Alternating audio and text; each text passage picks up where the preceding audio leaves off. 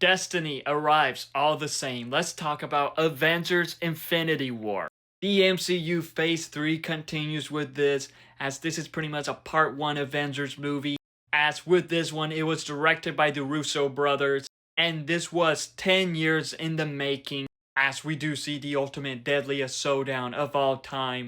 With the Avengers, with the Guardians of the Galaxy, must be willing to sacrifice all in an attempt to defeat the all-powerful Thanos for his blitz of devastation and ruins put an end to the universe.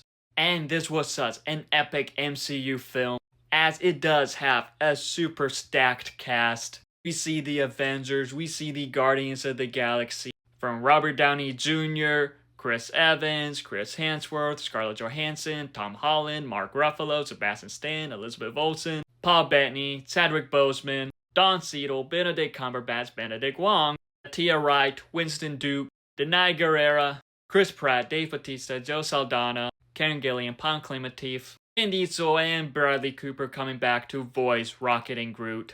And of course, we get Josh Brolin as Thanos, to which all of the characters just had their time to shine. Had funny moments with each other, cool epic moments with each other, because we do see them pretty much be split into teams, and that was just awesome to watch.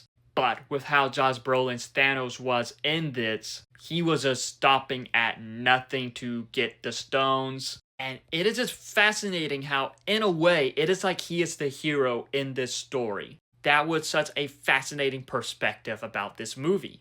And with it doing that, we're seeing the heroes pretty much being the antagonists, being desperate to stop him. I just loved how it did that. But with this movie, another thing that was great in it was just all the emotion in it. Because with this, pretty much right in the beginning, there is heartbreak. And it does have its heartbreaking moments just throughout the film, which I do believe that Marvel should have paid for therapy for almost all of the fans. Because pretty much right after this film, we needed therapy. Especially with that ending.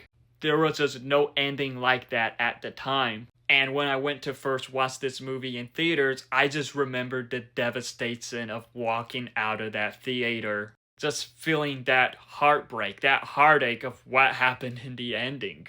But with this movie, the special effects looked amazing, especially on Thanos. And then you had Peter Dinklage playing this giant elf. These space scenes look, how Titan looked. Just all of the special effects in this looked amazing. It also does have amazing cinematography.